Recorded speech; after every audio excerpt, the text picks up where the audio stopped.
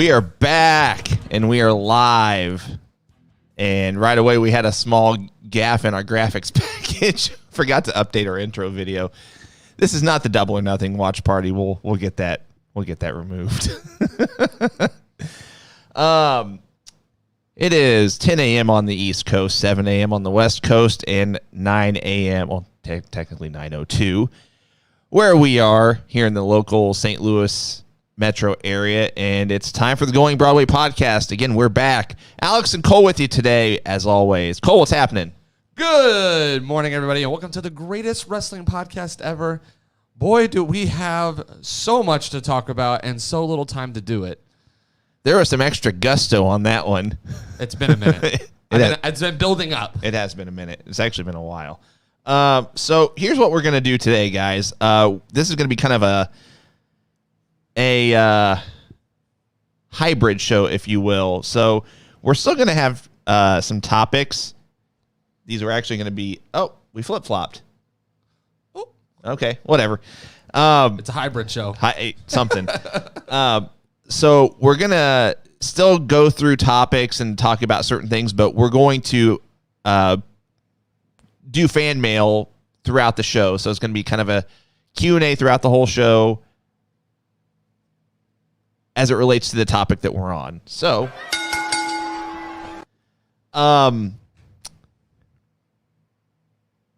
let's just address the elephant in the room. I mean, we're just going to go straight from off the top to the releases. I mean, where do we want to start? I mean, let's see. Would you say that all 6 of these came out of left field? I don't know if I would say, like, it shocked. I'm not going to say it didn't shock me, okay? Because some of the names on that list, I was just like, oh my goodness, that's crazy. But then, like, 10, 15 seconds after seeing the list, I started to think, and I was like, you know what? Some of these make sense, not because WWE wanted to get rid of them, more or less because they probably were begging for their release. And when you start to think about, okay, well, if we're trying to save money, we're trying to sign other stars, you know, maybe part-timers getting ready to come back and do some things, you know, they got a clear cap. And if there's guys on the roster who are unhappy and, you know, they feel like they can part ways with, go ahead and grant them their release. So I guess the thing that kind of shocked me is that just about everyone on this list was on television. It wasn't like they were sitting in catering. Aside from Santana Garrett, all of these were recently on TV. I mean, and title matches. Exactly. So, okay, I'll tell you what. We'll go through these one by one. And as we're going through these, I will look at our fan mail and see if we have any. Well, I know we have questions that are going to be on this topic. So let's just start with the first one, Braun Strowman. So this one's shocking. This was the one on the list that I was just kind of mind blown. Here's what's funny. What I've seen, and this is, if you guys don't follow Fightful, they are the ones that break a lot of these stories, and Sean Ross Sapp is kind of their head guy. Something I read from them was that while that seemed to be the most shocking for fans, it was the least shocking for the people in the locker room. To me, that seems really, I don't know what the word is. I mean, bizarre for lack of a better word. So do you think that he was unhappy? Do you think he had asked for his release? Do you think maybe, I don't know. It's just really strange that if that's the case, if that was really if that was really the least shocking out of all of the releases for everyone in the locker room, what does that tell you? So this is the one that I think after looking at the list and being shocked initially, I was kind of like, okay, I bet you he asked for his release. I mean, here's a guy that over a year ago now was WWE Universal Champion. He went over on on Goldberg of all people. Right. I know that was last minute with Roman Reigns pulling out, but he still was the next in line guy. There was nobody else that there was not another name that came up across the board. It was Braun Strowman as the backup for that match. So Braun Strowman goes over Goldberg. He gets his title run. He kind of does. I thought he did pretty good in that title run. I was impressed. I thought he showed out. Cuts down, looks good. Comes back, is on Raw. Cuts down, body type looks good. Starting to kind of tone up even more.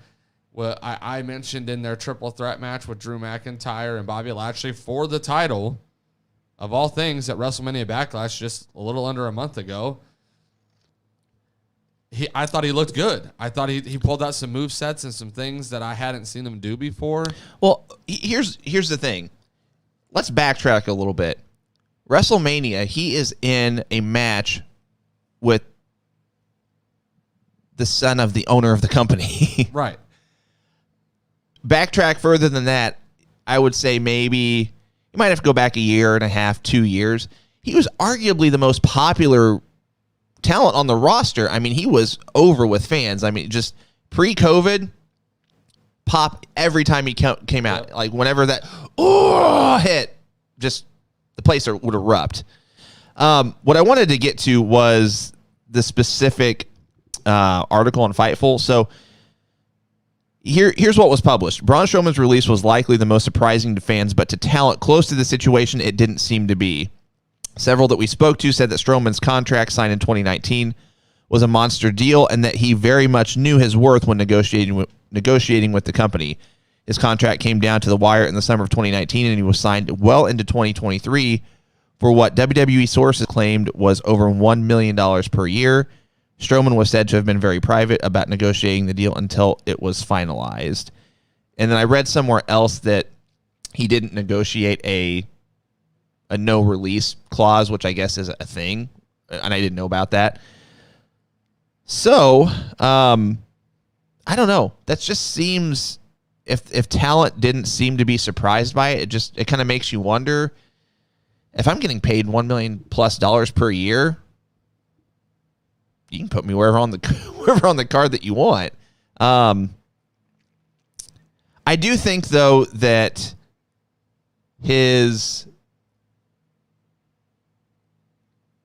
I don't want to say his popularity, but the window that his ultimate push should have been is long gone. Yeah. I mean, it was, I don't want to say, it was past where it could have been even when he was over with fans at that point, going back a year and a half, 2 years, in my opinion. Who's next? Aleister Black. This one's not shocking at all. I mean, clearly he had been asking for his release for months now. Go back to NXT, something. Like he wanted something fresh. The only thing that kind of gave me a little shock was, okay, I don't understand why, if this was on the mind, if this was, we're thinking about releasing more people, why wait this long to release somebody that you obviously didn't have plans for? And then when you know you're going to release them, why put them on TV in general?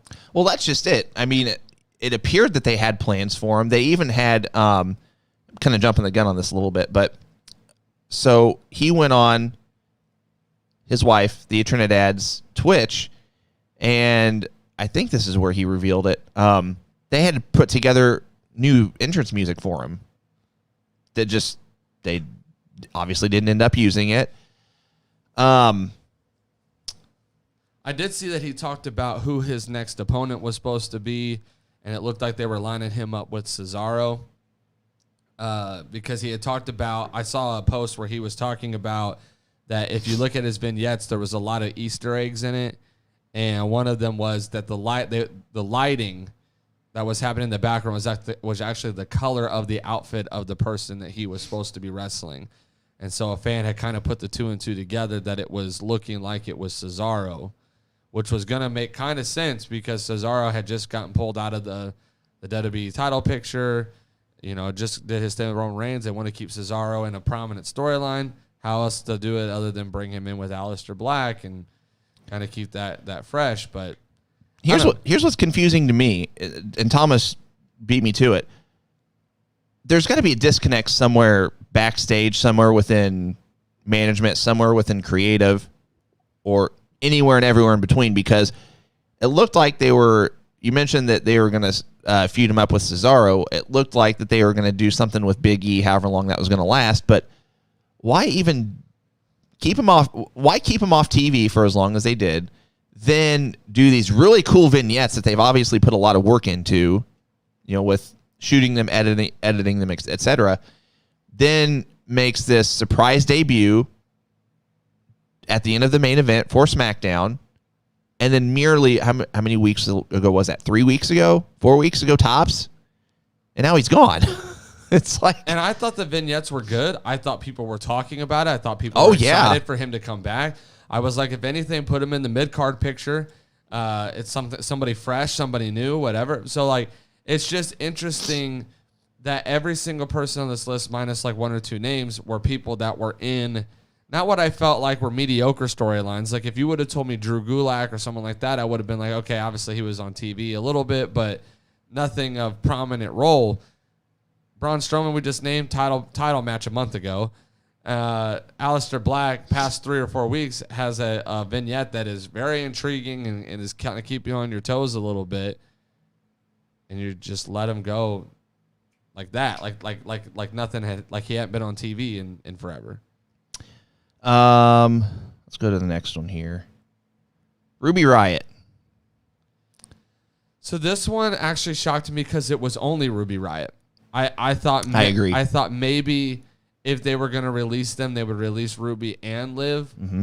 But the fact that it was only Ruby, I was like, because out of the two, I think she's the better wrestler. Oh, agreed. I don't know if I would say she has the better personality or the look. I know the WWE kind of goes for the hot chick kind of look, and Ruby Riott's kind of more of the punk rocker, tomboyish maybe kind of vibe, if you want to call it that. But I think they have this thing with Liv. They kind of tried to go with it with the Lana storyline, kind of was thinking maybe singles push for Liv, and then it kind of died off.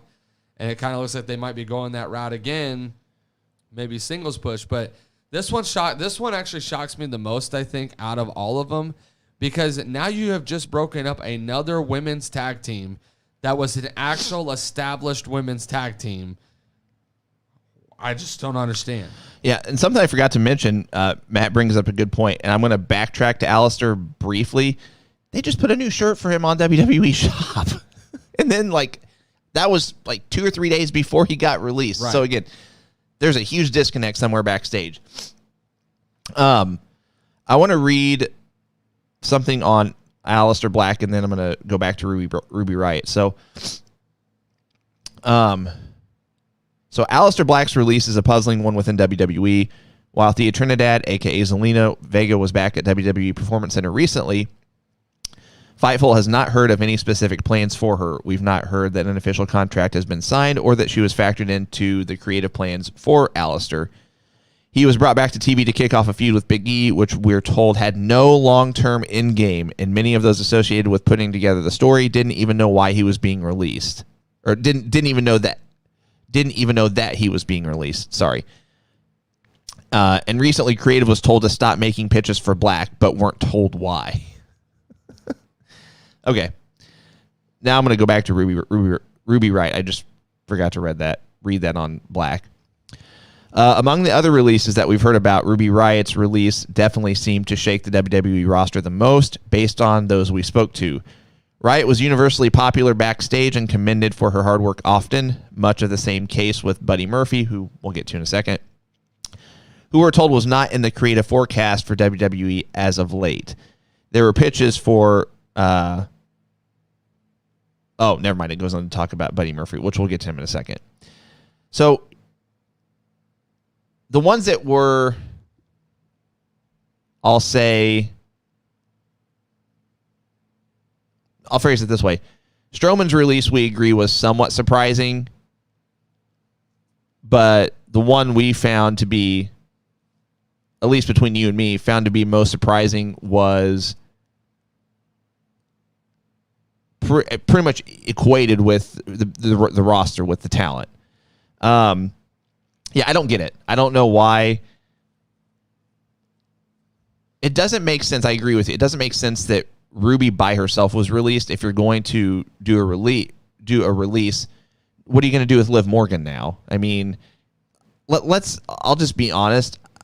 I feel like whenever you had the Riot Squad, whenever you had all three, I felt like Liv Morgan was the weakest 100%. performance as far as performance in the ring and on the microphone. Maybe the best personality wise of just kind of being her gimmick of whatever that gimmick was. Sarah Logan kind of didn't really fit the gimmick, and I could see why they let her go because she didn't really fit in with the other two as far as style and everything like that. But I mean, Ruby was the leader of the Riot Squad. So, like, if we're backtracking, looking at what she did when she came in, leader of the Riot Squad, they absolutely kill it. They're constantly on TV. She challenged every single women's champion, I think, more than once, and always lost. Never got the title run. Which, if they would have executed on that, the Riot Squad probably would have never even broke up because they actually gave them some kind of validity with their faction. Yeah. You get rid of Sarah Logan, you kind of split up Riot Squad for a little bit, then you bring them back together, and then you're going to tell me that you never give them a title opportunity. You give them these one-off title matches on SmackDown or Raw or whatever show they're on, but you never execute on the only team on your roster who's an actual team. Yeah. And I it's just mind-blowing to me that you kept them around, you kept them relevant enough to be on TV, but then you let go of Ruby, who, again, I would say I think is the better wrestler. I don't know if I could say personality. I feel like they kind of go back and forth for me. Her mic work is average, but I think you had something. Again, it kind of goes back to the Iconics. You had something. You have people that you could have molded and shaped and done something with, and you didn't. Yeah. And now the danger is every other women's division needs women, and it needs people who can be shaped and molded and want to work. And Ruby's a scary one because Ruby could fit in a lot of different women's divisions and really kind of become molded into a face of one of those women's divisions, honestly. So two quick things. If you take a view from 30,000 feet, so to speak, of the WWE landscape, including NXT, and factoring in the releases so far this year, looking at it now, you've got 2 women's tag team titles across WWE. Who are your tag teams that are established? Yeah, I'll call it that. So I will say Natalya and Tamina. I get the connection. I get the whole being second generation. Okay, I'll count that. Right. I'll count. Why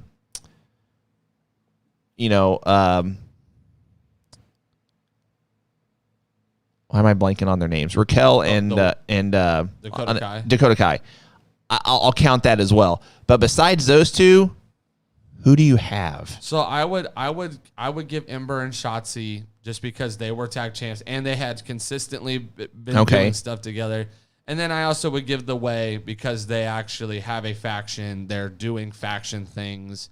But those are all NXT. Right, exactly. I was about to say. When you look at Raw or SmackDown, there really isn't one. It doesn't seem like you're going to put Nia and Shayna back together. They're talking dissension, and eventually they got to a place where I'd say, okay, they're established as a tag team, whatever. But there's not a team that came in as a tag team, is still a tag team that is challenging for belts. Everything looks like we're going to throw these people together and make them a tag team. I mean, they even broke up Bliss and Cross, which I thought was a great tag team, and all these different combinations that they put together, this shows you WWE has no value in their tag division on men or women's. Yeah. Because they just throw stuff together. I mean, I'm not against RK Bro. I think it's a funny little thing they're doing, but it's just another example of how quickly they throw a team together and they make them this established force when New Day's been fighting together for years, and you make it look like Riddle and Randy have the same amount of chemistry as a team that's been wrestling for years. Yeah. Speaking of women's tag teams, I'll get to one here in just a second. I just wanted to get this one out of the way pretty quick because I don't have a lot to say about it. Santana Garrett. I mean, I really felt like WWE was only keeping her for the, I hate to say it, for the ethnicity type thing. They like to kind of have different people from different backgrounds so they can kind of capitalize on each market. And it seemed like they were only bringing her out when they were in a market that made sense. But you and I both talked about her at one point in time. That there was like a rumor that they were going to call her up to Raw or SmackDown. Well, she had actually been called up to the main roster. She just never was on. I just don't understand. Never was on she it. Never really had a run in NXT. She really didn't do anything. I mean, I can remember her fighting like 3 or 4 matches on NXT. Let's put it this way. My best memory of her, best I'm using, I mean, I don't know. My only memory of her really of being in WWE was she's in the Royal Rumble. Yeah, that was Women's it. Royal Rumble, but she was on NXT at that time. So that's why I'm like, I don't even understand how she got called up. Okay, the next one, as far as women's tag teams, Lana, they had a thing with her and Naomi. Yep. Which I mean, I wasn't really a fan of in the first place, but it was a tag team that they were still trying to get going, it seemed. I mean, because again, you've got 2 women's tag team championships across your rosters, so you need women's tag teams. I get it. If you need to throw them together, whatever. But I don't know. But anyway, as far as the release itself, it did kind of come out of left field for me, but I mean, I don't really know what else to say about it. It was just one of those things where, okay, she was included in the 6, and now, I mean, I wouldn't be shocked, and kind of jumping the gun a little bit, I wouldn't be shocked if she winds up in AEW. I wouldn't be shocked if she doesn't do anything wrestling related ever again. So the thing about her that's really interesting is after they released Rusev, Miro, whatever you want to call him, what has she done? Exactly. You know, obviously when they released him, she was still in the Bobby Lashley storyline, whatever. I want to forget about it, but we're talking about what she did. So she gets released, or she gets out of that storyline with Bobby. They kind of start making it look like they're going to push her in the women's title picture, even though her wrestling ability is below average. And she's somewhat entertaining can be entertaining on the mic, but for the most part was just kind of annoying. But they kind of build her up. They do this thing, you know, the whole 9. But she really hasn't done anything prominent other than, again, the one-off tag title chances with Naomi, and that's it. Why wait this long to release her if you really didn't have any plans for her, period? Right. It would have just made sense to release her when you released Rusev and let them go on their own way. But they kept her around. I don't know if it's because of her TikTok presence and they were just trying to capitalize, because they're doing that with R-Truth as well and a few others. But it just was weird that they held on to her for so long with really nothing for her to do. Now, one thing I want to read here is as it relates to her not doing much, it's not because she didn't try, apparently.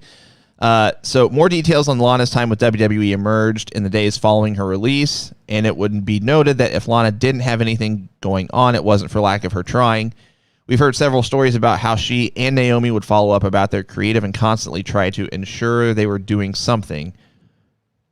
There were significantly different plans for Lana earlier this year before Charlotte's return, but we're told that Vince personally assured her that wouldn't be the end of the Lana character and they'd have more for her.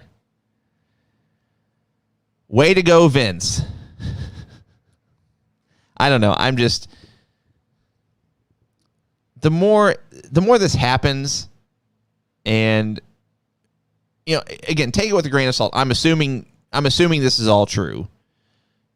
It could very well not be, but if it is, Vince just needs to stop talking to talent altogether, because I'm not saying he doesn't have good intentions, because he probably does, but I mean, it's a business. Things change, and things in wrestling, we've obviously seen, hence these releases, things can change quickly within a matter of weeks, much less months later.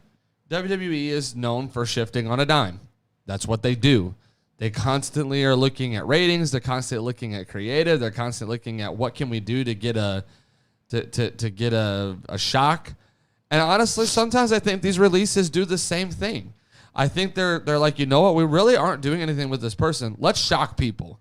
Let's let people know that we actually don't need a Braun Strowman. We actually don't need an Aleister Black. We don't need Ruby Riott. Like, let's put a little shock and awe into to these stories and let people know that they aren't really as big as you think they are. And so Lana, I think it's kind of the same story as like, they're obviously they kind of want to shut their talent up because they don't want complaints and they don't want it to look like morale's bad, even though we all know that there are several in that company that are frustrated and there are several who are happy. I'm sure it's the same in every company and it doesn't get leaked very often because why would you do that to yourself? Right. It's almost like career suicide. So I'm shocked that I'm not really shocked. Lana's is probably the least shocking to me other than Santana Garrett just because I didn't really think she did anything. Hers is probably the least shocking to me because wasn't really doing much. Husband was already released, and your wrestling ability is lackluster. Yeah. I would say, so I agree that the Santana Garrett release was the least shocking. I don't want to say most expected because it wasn't like I was just saying, oh, she's going to get released for sure. Because, I mean, we don't see her ever. I wouldn't even expect it because I wouldn't remember she was even on the roster. Yeah. I would say we'll go ahead and jump to Murphy next. Murphy was the one that surprised me the least, I say, because A, he's asked for his release already. At least it's been reported as such. And for the opposite reason of Lana, of not having a whole, much talent in the ring, Murphy's super talented in the ring, and if they're not going to use him, he needs to go somewhere else while he is in the prime of his career, if not pre-prime of his career. So I'm going to read this last little bit that I started earlier. Let's see, where did I leave off at? So Buddy Murphy was not in the creative forecast for WWE as of late. There were pitches for Murphy to team with Wesley Blake again. If you guys remember, they were a team in NXT. Team with Wesley Blake again before his release, but they were ultimately shot down. Murphy was said to be easy to work with and generally receptive to creative. So, I mean, if you're liked backstage and you're easy to work with, but you're not being used, find somewhere else to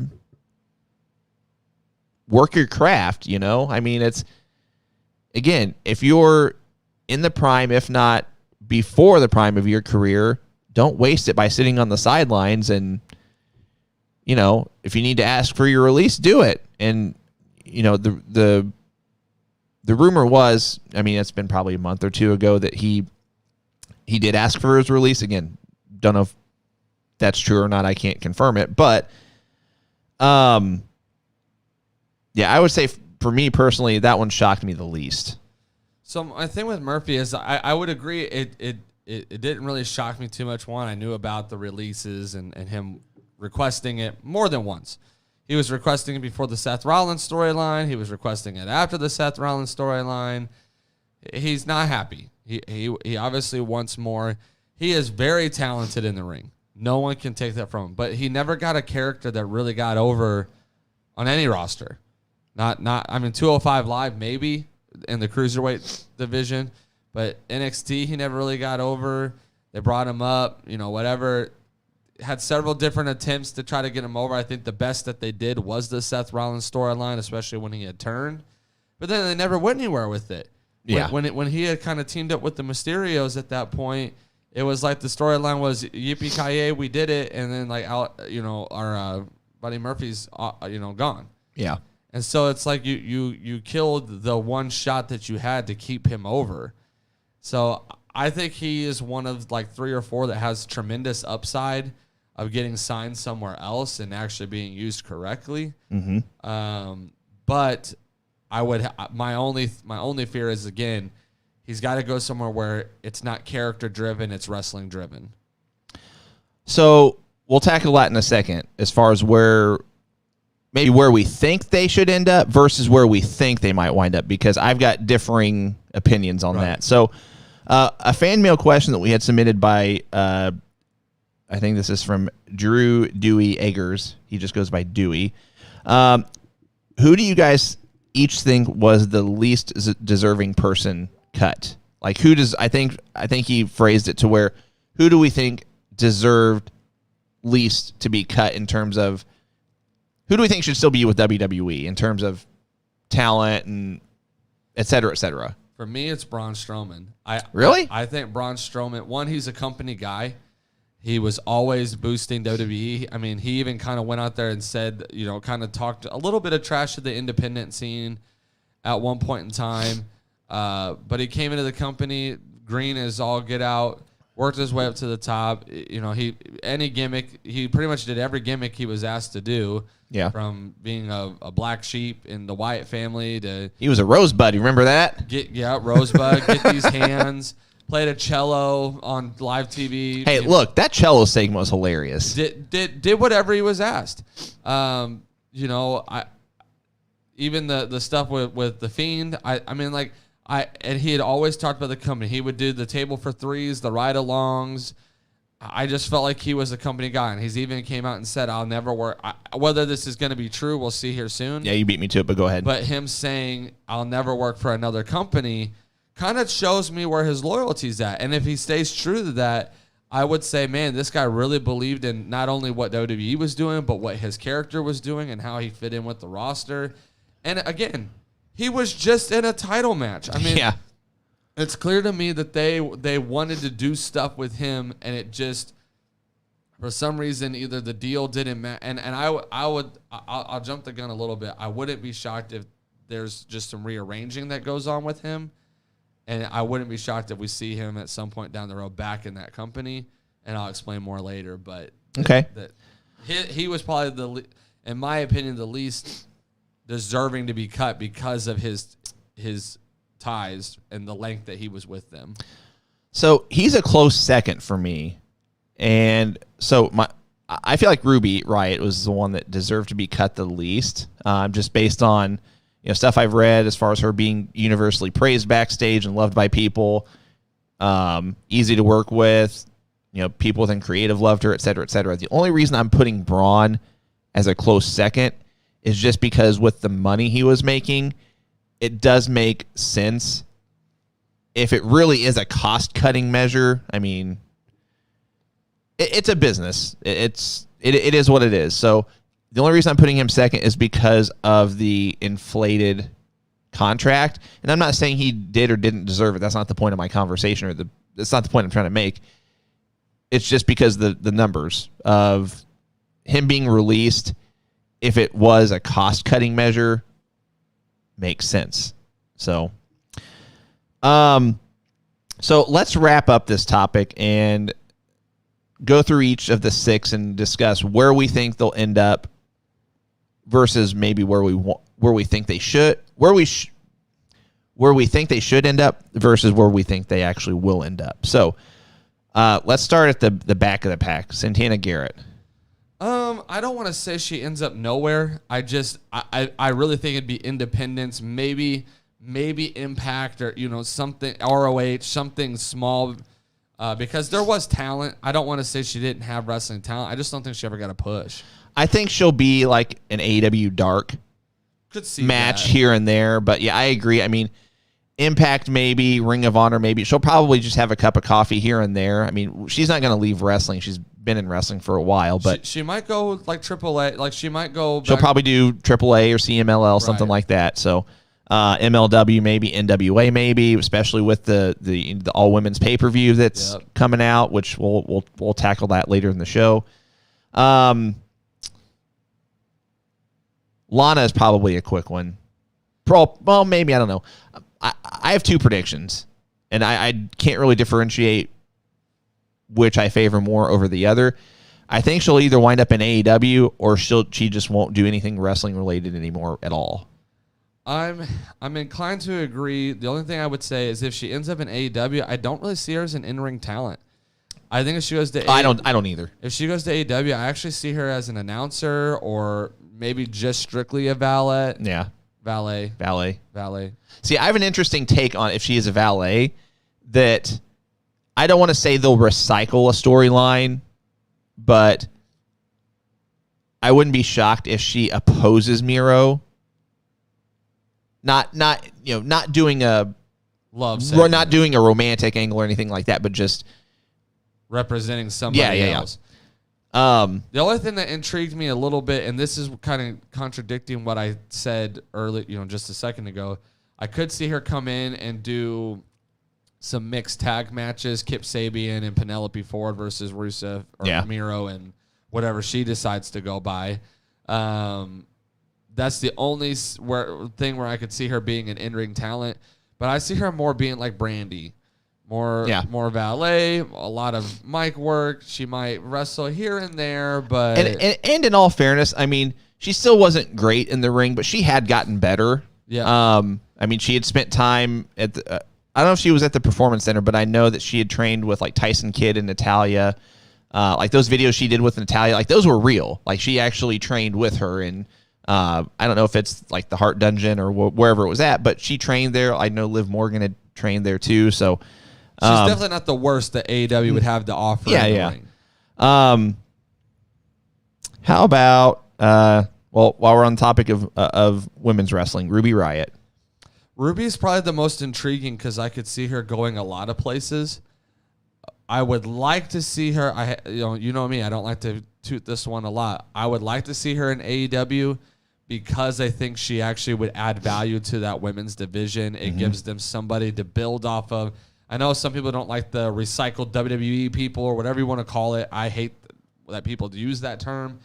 I think it would be great to build off of her because she has that face, because she has that name. Obviously, she's not going to go by Ruby Riott, but she'll go by Heidi Lovelace or whatever it was. But people will know who she is, and they'll be able to build off that, and it brings in more than just Britt Baker or Sheeta, like the same old names. She'll be able to come in, be something fresh, something to build off of.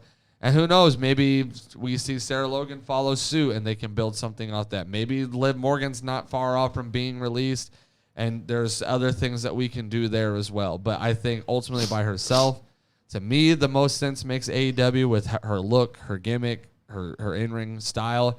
But it also wouldn't shock me if she ends up in Impact or MLW, NWA, any of those talent sharing situations. I actually even wouldn't be shocked if she goes to Japan for a little bit. Yeah,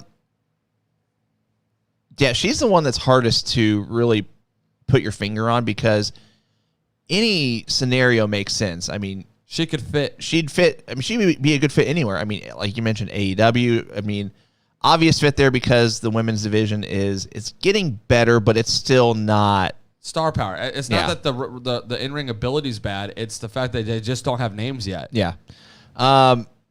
Impact Wrestling, I could see her there. I could see her doing, NWA again. That women's pay-per-view that's coming up. I mean, that's not till August. So I guess that'd be quite a wait if she did that prior to. Just thinking out loud, I really wouldn't mind seeing her paired up with Chris Statlander. I think they have similar gimmicks and styles, whether they're wrestling opposed or together, because I know they've kind of teased like women's, maybe not tag belts, but tag team women's wrestling. Well, I think they want to bring back that women's tag tournament that they had. I think last I read, they wanted to do that annually, but I don't know if COVID threw a wrench into those plans. But yeah, I don't know. I can't really put my finger on her, but she would fit pretty much anywhere. I mean, even if she did Indies for a while, she did Ring of Honor. I know Ring of Honor has a women's title tournament coming up. So I'm just happy to see her go somewhere. Yeah. Let's see. How about Buddy Murphy? Buddy's a hard one for me. Well, I'll go first on this one. He's one that I wouldn't be shocked if he goes to AEW, but I don't want him in AEW. I agree. I don't know what I'm gonna go New Japan. I was either gonna go New Japan or I was gonna go NWA for him as well. NWA is on the upswing, especially with, if you've watched their content, if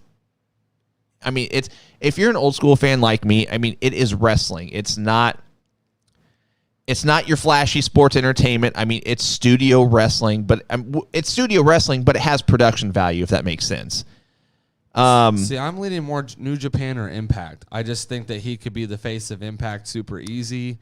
They're looking for other guys that kind of keep getting stuck on Rich Swann and Moose and Eddie Edwards. If they bring in a fresh face who can wrestle and hold it down, and with the talent sharing, could you imagine Kenny Omega versus Buddy Murphy?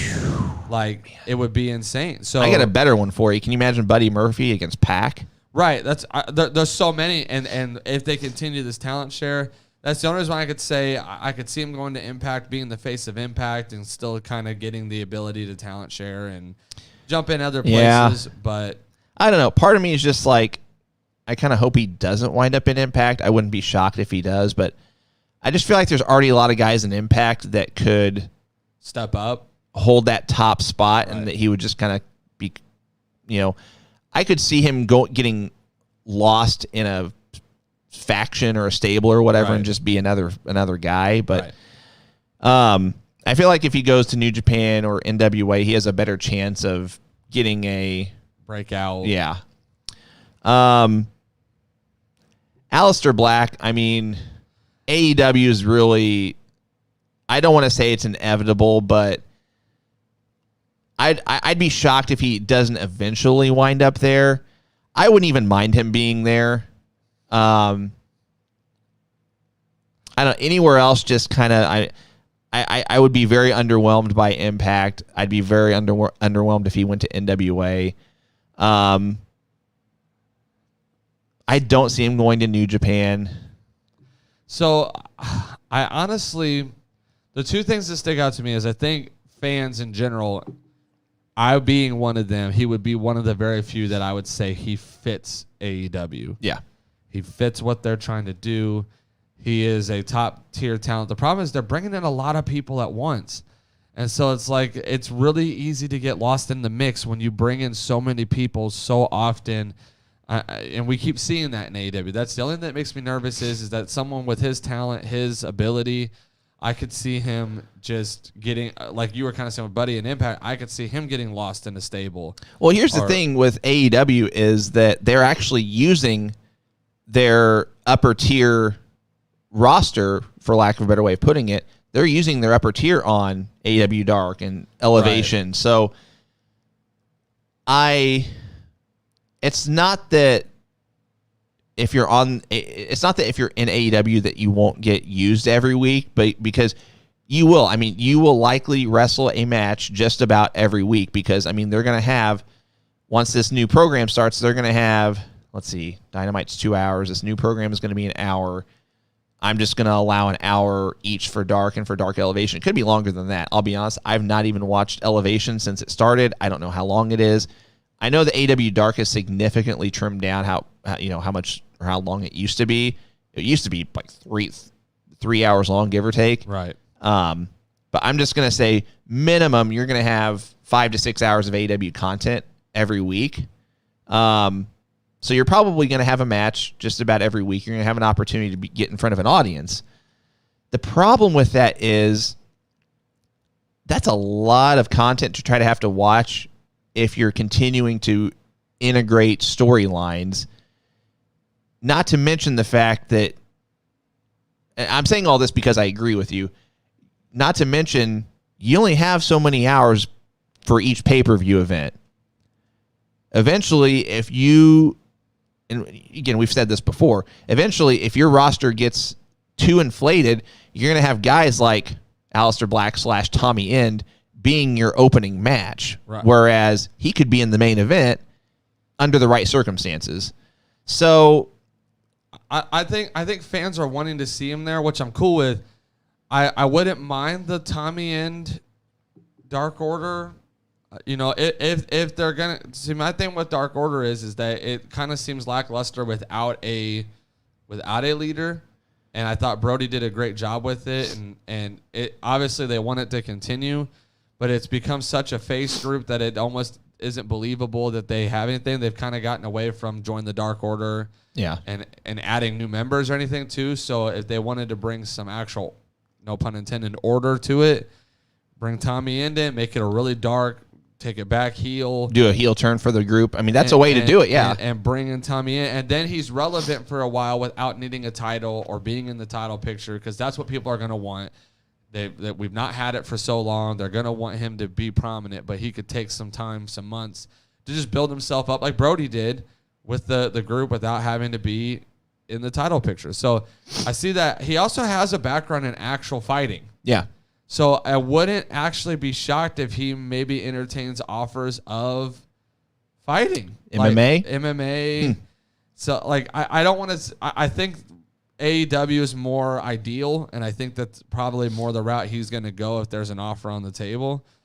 But I wouldn't be shocked. We saw it with CM Punk and some of these other guys who have come out of wrestling. You're like, if I'm going to get hit, I might as well get hit for real. He might entertain. I mean, Jake Hager's doing it. He might entertain the idea of actually really fighting. Last one, Braun Strowman. And this could have been an unpopular opinion segment because I've read people online who are just like, oh yeah, he's definitely going to AEW and he has a spot there. He'll fit in there. No. He'll deserve to be there. I highly disagree. I don't want him in AEW. I actually don't think he'll wind up in AEW. If anything, he could be this just legit monster if he goes to New Japan. I don't know if he will wind up there, but that's to me, that of any wrestling company that's out there outside of WWE, to me, in my opinion, New Japan is the one that makes the most sense. NWA is still has too much of an old school feel. Braun Strowman doesn't feel like he would fit there. Impact, I feel like he's, no disrespect to Impact, I kind of feel like he's above Impact, if that makes sense. New Japan, in my opinion, seems like it's the place he could make the biggest mark. And I think he would make a mark quickly. I'm not saying he'd be thrown into the New Japan title picture right away, but I mean, they have so many championships on that, in that company that, championships aside, it's just New Japan really plays up faces and heels. I mean, it's a different culture. It's a different environment. So if somebody's a monster heel, people react to a monster heel like we think they should or like we think they would. Inevitably, though, I wouldn't be shocked at all if Braun Strowman winds back up in WWE within 6 to 12 months. So the only way I see Braun Strowman going to any other company than WWE is if he himself is wanting to reinvent himself and get away from the monster gimmick. Because it's so easy, and we've seen this in wrestling. Anytime you're some giant, colossal thing. Well, I didn't mean monster as in like, I said monster heel like a... No, I get your point. I'm just saying that look at how he's booked in WWE right now. The monster, Braun Strowman, it's because he's big. And there was the Monster Kane, the Big Red Machine. There was the Monster, the Undertaker, the Great Khali, the Colossal almost now. Like, there's always this. Sorry, I had this picture of Khali. Oh! It's the same gimmick recycled over and over and over again just because he's big. And I think if he was smart, they even kind of play him that way on the mic. He's just this, he sounds like Cookie Monster sometimes. Like, it's just this yelling, screaming. Me like Cookie. Get these hands, like if he wanted to reinvent himself and become more of an intellectual type character where he doesn't come across as a monster, but more as just a physical force to be reckoned with. Like an actual wrestler. Right. Like don't do the comedic shtick, but also at the same time on the heel side, like you don't have to be this like monster. You're not someone's bodyguard. You're not someone's abyss where you have to, have someone contain him. Just let him be like Wardlow. Like Wardlow is just a massive guy who's dominant. Brock Lesnar. I know they call him the Beast, but he comes in. They don't treat him like he's like he's some animal. That's a good way of putting it. New Japan's version of Lesnar is kind of what I was going for. Like just be intense, be scary, be something that a force to be reckoned with, be a wrecking ball. Dominant, yeah. Just be a dominant force. That's the only way I see him going somewhere outside of WWE's realm is if he's going to reinvent himself away from the character he's built in WWE. Yep. Now, with all that being said, I mentioned it earlier. I think him being released was just a way for them to say, we're not done with you. It's just what we're paying you, does it match what we're using you? Yeah. And I actually wouldn't be opposed to see him go back to NXT. I would like to see Braun Strowman go back to NXT, not necessarily get rid of his gimmick, but reinvent his gimmick. Like Finn Balor didn't get rid of his gimmick, he just fine-tuned it. Refined it, yeah. And I think if Braun Strowman went back to NXT and said, you know what, I kind of left here before this thing took off. And now that I'm back here, I want to show people that I'm not just get these hands a monster, but that I can be a wrestler and that I can actually put on 5-star matches and I can be Braun Takeover. You know, like I can be that guy. And could you imagine if Karrion Kross is there long term? That's exactly what I was thinking. Karrion Kross versus Braun Strowman. Bronson Reed's coming up, so that like there's some great powerhouse matches that we could see going forward. Yep. And also, there's some great matches that I think you could have with a little guy, big guy scenario. Here's one. Braun Strowman against Walter. That would be a huge one. I'm even thinking Braun Strowman, Kyle O'Reilly. Yeah. I'm thinking Braun Strowman, Adam Cole. I'm thinking Braun Strowman, Johnny Gargano, Tommaso Ciampa. Like, there's a lot of names in NXT that Braun Strowman has not gotten to really face because of when he left NXT. And when all these guys came in, and these guys don't look like they're leaving NXT anytime soon. So I wouldn't be shocked if they released them, let it die down a little bit, but then they re-sign him, and either re-sign him, bring him back in NXT, or they re-sign him to a more fair deal where maybe there's some leeway for him to just kind of have some creative control where he doesn't have to be pushed so much into this main title. It's always like they don't know what else to do with him. Then put him in the main title picture because he's this massive monster. Yeah. Let him be the big show for a little while. Let him just have random storylines and maybe do the celebrity matches and all that stuff. Let him get his payday. Let him be in the company that he loves, that he supports, that he's invested all his time into. And if you don't have anything for him on the main roster, let him go to NXT and play with stuff. So I think my hope is NXT specifically, but I think he eventually will re-sign with WWE in the next probably year at the latest. I wouldn't be shocked if he's brought back quicker than that. All right. We're going to transition a little bit now. Wrestler of the week. Well, you already told me who it is, and I'll tell you mine's the same. So yeah, Alex and I were talking before the show, and obviously we're a little bit behind on our wrestler of the week, so we kind of are encompassing the past 2 weeks, really. 2 weeks, really, in this.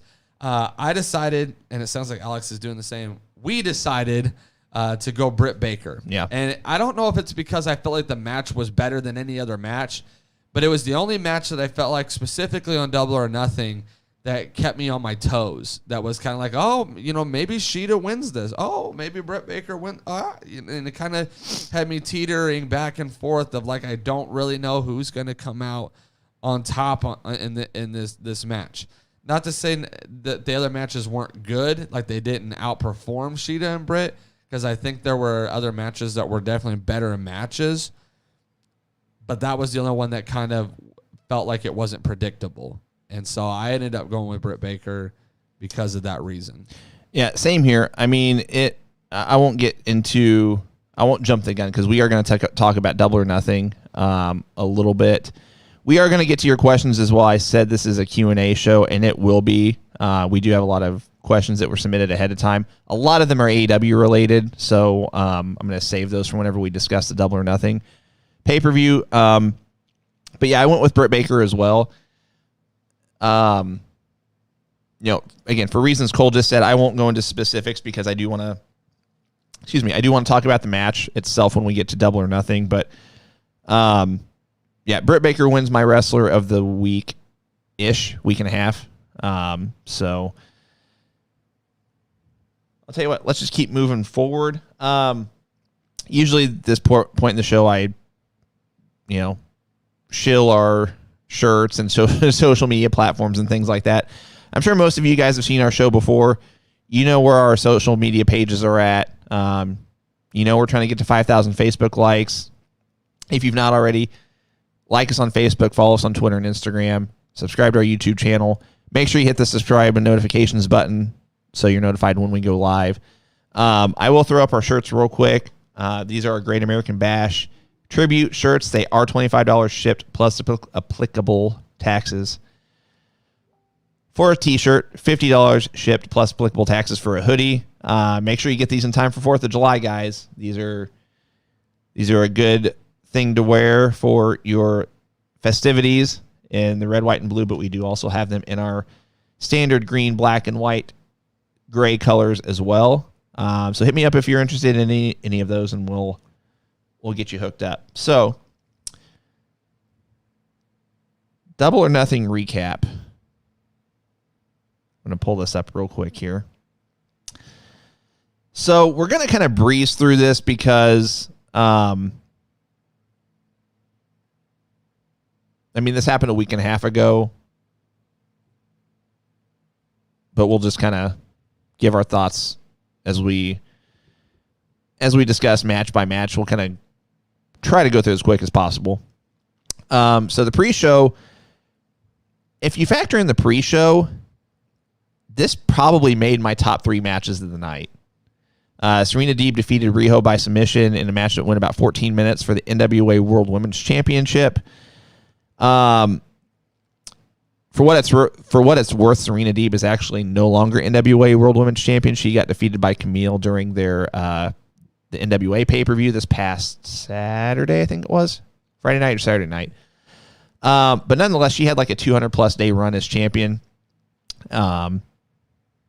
So, again, I thought it was a really good match for anywhere on the card, much less being on the pre-show. I told Cole before we started, I gave each match a rating and then compared it to the rating that Meltzer gave. This is one I actually agreed with Meltzer on. He gave it 4 stars. I gave it 4 stars as well. Yeah, I thought, going back, because I actually had to start the pay-per-view over. Like, I had ended up, you guys didn't see me that night on the watch party.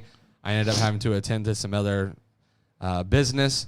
So I was actually doing something that night, and I wasn't able to start it live. So I went back and watched it, and I was actually quite impressed with this match. I'm going to be honest, I didn't really even want to watch it, but I was like, you know what? I'm just gonna turn it on. Maybe it'll shock me. And it did. I was very impressed with this match. I thought Riho actually had a shot at winning it. It didn't feel like it was just thrown together match. I felt like they played back and forth well in this match. I was impressed. I thought it was good. Just 1 second, guys.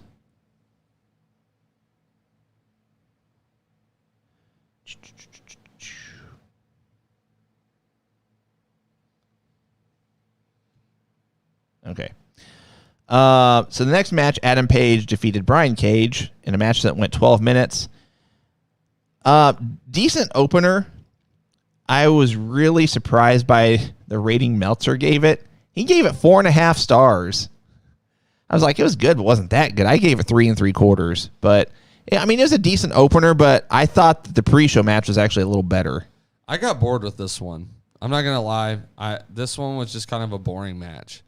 And I don't know, like, I got the prediction wrong. I went with Brian Cage on this one, and I forgot what our predictions were, to be honest, as far as who got more right. I was really hoping that this would be like a catapult to break him off of the Team Taz thing and really build him back up, because I think he deserves better than what he's doing. I think they kind of started that.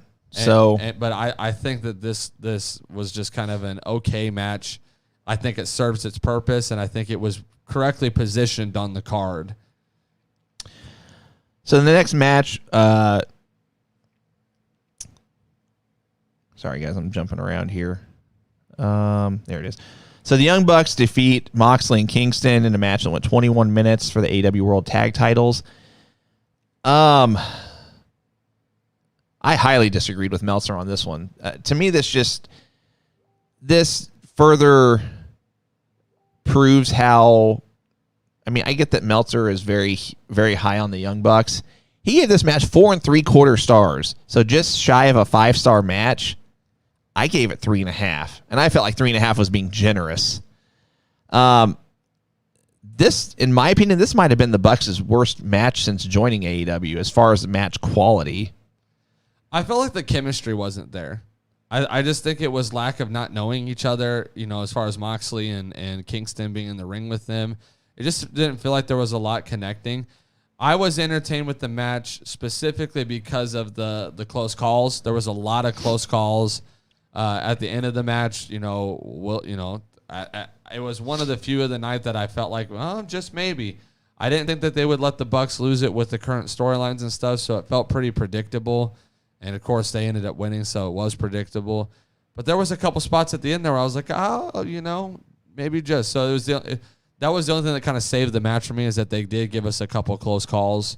But other than that, I thought, again, kind of serves its purpose, little predictable, and felt like they had just met each other before the match, and it was the first time they've ever talked. It just didn't seem like the chemistry was always there.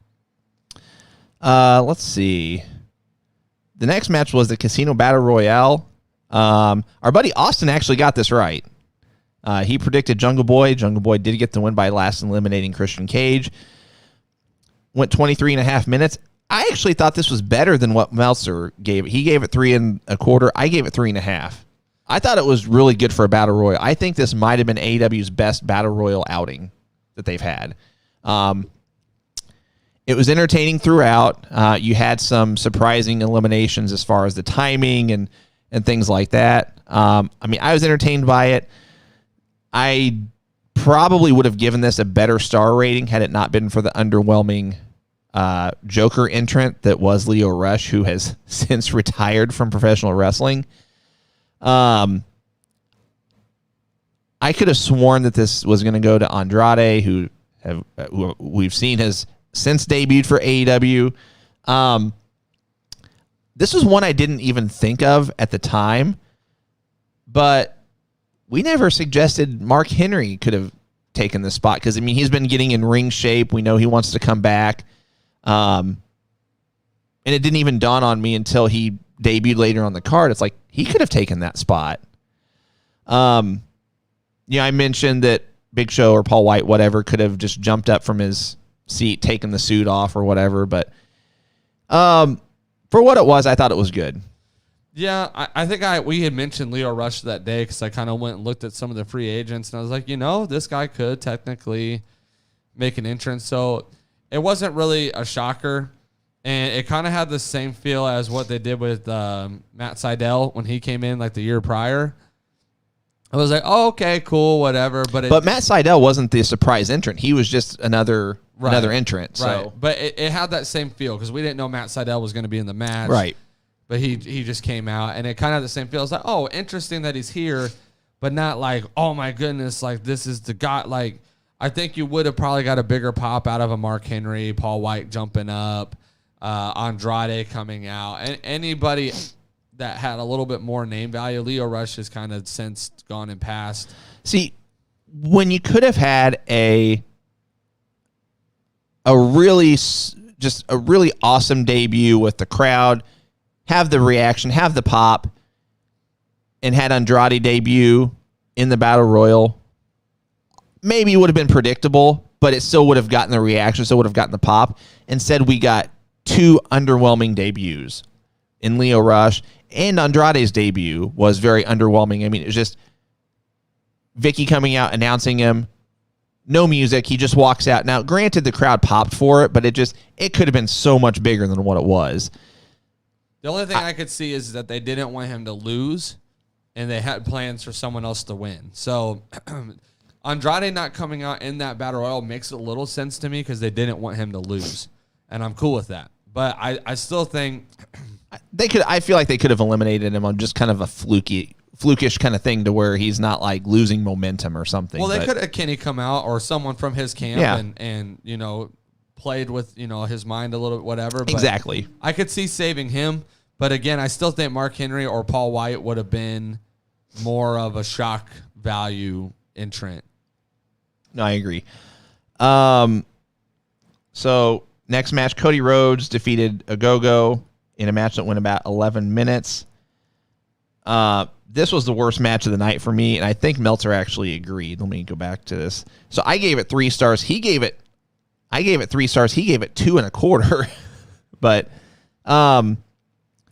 yeah, I mean this match didn't really do anything for me, but I predicted that Cody would win just because my thought was this match ends one of 2 ways. Either the match actually is a match and Cody gets the win, or it's a quick 30-second minute match where Ogogo just knocks Cody's lights out and gets the win, and it's just for shock value. And the longer the match went, I'm just like, Cody's going to win this. So, I mean, it was a place filler on the card for me. This, I agree, was probably the worst match of the night, and this probably belongs in our unpopular opinion segment at some point. But I'm bored with Cody Rhodes. I am now also. I hate saying that, but I am too. It's like he wrestles every single up and coming talent. They put on what people should say wasn't a decent match or a great match or whatever. Cody always gets the win though, and he can't wrestle for the main title. He did the whole TNT run already, so it's like, dude, if you want to be like run the company, then get off TV. Like, just go sit in the back and produce the show. If that's really where your mind and your heart's at, you're not going to take front stage and actually give us the Cody Rhodes we want, then go sit in the back like Vince does. But if you're going to come out and wrestle, give me something better than what I just saw in that 11 minutes, because that was boring. It wasn't good. And I'm bored with them. I don't even, when his music hits, I would not, if I was at a live show, I would not pop for Cody Rhodes. I'm not excited for him to come out. It's the same promo over and over again. It's the same match over and over again. It's the same stuff over and over again. It's boring. I mean, the American Dream thing as a one-night thing was cool, but aside from that, I was just like... It was cheesy. I'm sorry. It was cheesy. Yeah. If he was going to build that mantra and be that for a while, I could see it, and cool character change or whatever for one night only, just so you can put that on the card and try to upsell a match with a guy that no one cares about. Yeah. Like, it's lame. It's cheesy. I agree. The entrance felt way too like Rocky Apollo Creed kind of thing. It just felt like it just ripped that off too much. Next match, Miro defeats Lance Archer for the TNT title. This match went just under 10 minutes. Trying to pull my match ratings back up here. Come on. Okay. Apparently I didn't give this match a rating, or at least I didn't jot it down, but I'm not sure what Meltzer rated it, but I would have probably given it 3.25. It was all right for what it was. I mean, it wasn't too long, which was good. I mean, let's just face it, Miro and Lance Archer probably can't give you a 15, 20-minute match. I'm okay with how it wound up. It made Miro look strong, but Lance Archer didn't, he didn't look weak or anything, so... It also feels like that storyline's not done. I kind of feel like there might be more to this. That they might go around 2, whatever. That we might see them continue to feud a little bit longer. So I was cool with the match. I thought it did its purpose. I thought it was a safe thing to keep it on Miro for a while. Not have him lose it after he just won it. So I'm interested to see what they do going forward. I got to pull up Meltzer's rating because I'm curious how he rated this. Just 1 second. So he gave it 3.25 as well. Okay, so we agreed on that one. The next match, Dr. Britt Baker defeats Hikaru Shida in a match that went about 17 and a half minutes. Britt Baker wins the AEW Women's World Championship. I actually thought this was much better than what Meltzer gave it. Meltzer only gave it 3.5. I gave it 4.25. Yeah, it was good from the standpoint of it was the only match on the card that I really felt like it could have went either way, and it consistently kept swaying me back and forth, and I just didn't know what was going to happen. my rating probably would have been even better. The match started off a little slow the first few minutes, but then it really picked up at the end and just near fall after near fall, teasing submissions and things like that. So it was the only one that didn't feel predictable. I really wanted to see matches that didn't just, oh yeah, I could see that coming. It kept me on my toes, and I really enjoyed it. Come on, my computer's doing something funny. Here we go. One thing I didn't like is the match order on this card felt very awkward. Yeah. Like some of these matches felt out of place. So you follow that up with Darby and Sting defeating Ethan Page and Scorpio Sky, who are apparently known by they're known as the Men of the Year. I guess I've just not paying attention or been paying attention because I didn't know that. It's subtle. The match went 12 and a half minutes. Meltzer gave it 3.5. I gave it 3.25. It just, I don't know. It was good. It was cool nostalgia kind of stuff. Sting actually looks pretty good. But it just, I don't know. I can't put my finger on it. I feel like giving it 3.25 was being generous. They got the booking wrong on this. I'm just going to put it out there. I know a lot of people love Sting. I love Sting. But I don't think Sting and Darby should have went over in this match. No, I agree. I picked. I think the tag team alone, Scorpio, Sky, and Ethan Page, really strikes me as a tag team that should be built up and emphasized and kind of brought up. But even if they're not, and you're going to kind of portray them as two guys that are alongside each other and they're more singles wrestlers, whatever, this was a terrible way to build them. Taking a loss to Sting and Darby does not help them. It hurts them. I feel this way a lot with AEW. I feel like they're constantly putting these guys in great matches, but they never come out on top. Yeah. And the coming out on top's the important part. And I thought that they were cutting great promos. I thought they were cutting great vignettes. I think they got the booking wrong, and I think that's why I didn't really care for this match very much. I'm also completely over Darby Allin. I am too. I'm so bored with it. It's such a one-dimensional gimmick, and Sting is really the only highlight to it. It's the only thing that's keeping it somewhat relevant. No, I agree. Agreed on all fronts. They need to. What I don't like about this storyline is they're continuing the storyline, but they're trying to do this thing where Paige and Sky are like, we want a rematch, but Darby, you need to pick a different partner besides Sting. I'm just like that. I don't know. Right. Anyway, the next match, and again, this is just my old school mentality. I really feel like the world title match should always be your. Our soundboard was way too touchy. I feel like the world title match should always be last on the card, no matter what. But it was what it was. Kenny gets the win over Orange Cassidy and Pac by pinfall in a match that went 27 minutes. I actually thought this was really good. I actually gave it 4.25. Dave Meltzer gave it 4.5. So we were close on that one. I actually saw people on social media didn't care for it, which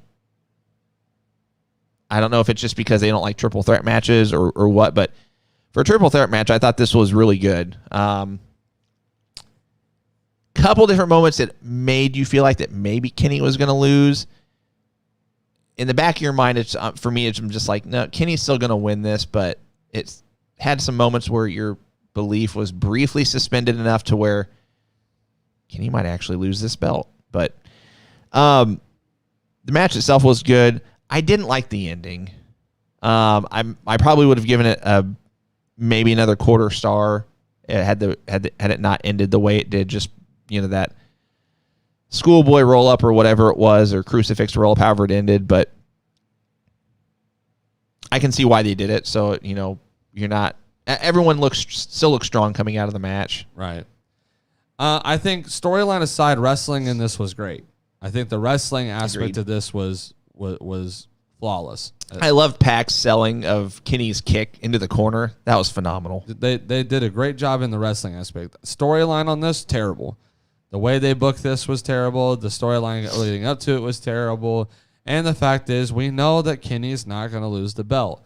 It's predictable. And that's where I think I kind of checked out some in this match because I just don't believe that either of those guys were going to win. And so it just kind of felt like even though I'm watching great wrestling, I know the outcome. And whether it's a roll-up, no matter how he was going to get the win, I know Kenny's walking out of here as champion.